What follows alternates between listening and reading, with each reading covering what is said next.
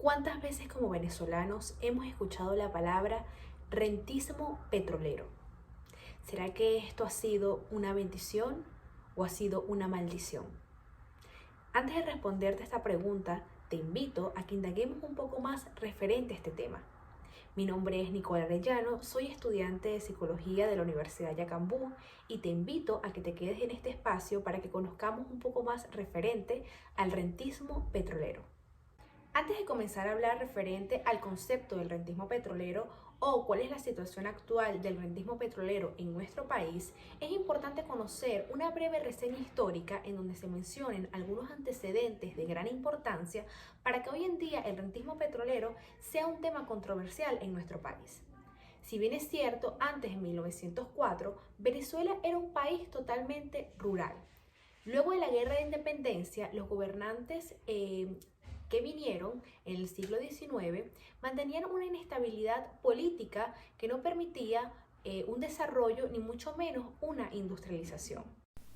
Todo comenzó el 31 de julio de 1914 en la costa oriental del lago de Maracaibo, donde reventó el Sumaque 1. ¿Qué fue el Sumaque 1? Este fue un pozo perforado por la compañía Caribbean Petroleum Company, la cual permitió que despertara un gran interés de las petroleras extranjeras por los hallazgos de petróleo venezolanos. A su vez, en 1922, un gran chorro de petróleo de 50 metros de altura brotó en Cabimas durante 9 días consecutivos, convirtiéndose de inmediato en noticia internacional, dejando ver el enorme potencial petrolífero del país. A partir de la Primera Guerra Mundial, el crudo se vuelve el recurso natural más importante del planeta. Debido a este ser un recurso no renovable, hace que aumente considerablemente. En Venezuela existen varios momentos históricos que permiten la organización de la administración y explotación de este recurso natural. El primero de ellos es el Decreto de Quito, promulgado por el libertador Simón Bolívar en el año 1829. El segundo es la Ley de Hidrocarburos en el año 1943 en el gobierno de Isaías Medina Angarita.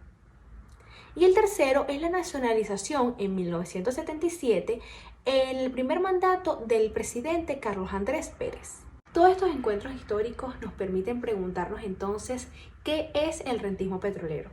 Algunos autores lo definen como un término político para designar aquellos países cuyos ingresos provienen de actividades económicas no productivas, generalmente la extracción del petróleo, descuidando el desarrollo de aquellas actividades económicas, de aquellos sectores económicos que permitan garantizar un desarrollo sostenible en el país. Es decir, el rentismo petrolero es una situación histórica de una nación en donde sus ingresos provienen fundamentalmente de un bien no producido, viviendo de una sola riqueza, produciendo para afuera, pero no generando un desarrollo económico interno eficaz en el país. Se supone que si el petróleo es un recurso no renovable que nos fue dado por las bondades de estas tierras, deberíamos de invertir sus beneficios para un futuro más estable o ahorrarlo ante una situación de emergencia o altibajo en nuestra economía. Es lo que se conocería como la famosa frase sembrar el petróleo. Utilizarlo como un soporte o como una base para el desarrollo de nuestra economía o erradicación de la pobreza. Si por el contrario nos acostumbramos a despilfarrarnos, nos estaremos acostumbrando a un nivel de gasto que eventualmente no podremos satisfacer. Uno de los sucesos históricos más importantes que ha trastocado a Venezuela ha sido el famoso Viernes Negro. Este hecho fue producido el 18 de febrero de 1983 y fue este día donde se produjo una grave crisis económica debido a la caída de los precios del petróleo. Al mismo tiempo, como consecuencia, esto conllevó a una fuga de capitales, viéndose en aquel entonces gobierno de Luis Herrera Campins a imponer de una manera drástica un control cambiario para evitar la fuga de capitales y a devaluar la moneda de 4,30 bolívares por dólar a 14,30 bolívares por dólar en un solo momento. Luego de esta caída petrolera, Venezuela continuó percibiendo por más de 2 décadas un ingreso per cápita muy bajo, lo cual conllevó a una grave crisis económica en todos los sectores del país. El siglo XXI lo vamos a dividir en dos partes en esta exposición.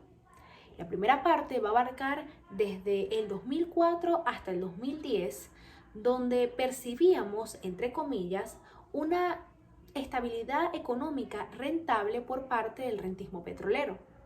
A inicios del siglo XXI, el gobierno de turno se cerró a las inversiones extranjeras, lo cual conllevaba a depender aún más del rentismo petrolero, trayendo consigo consecuencias económicas a Venezuela, afectando de manera negativa a la población venezolana. Los últimos gobiernos de turno han dejado de un lado el capitalismo y han comenzado una serie de expropiaciones, violando la propiedad privada, afianzándose aún más en un estilo de vida depredador como lo es del rentismo petrolero.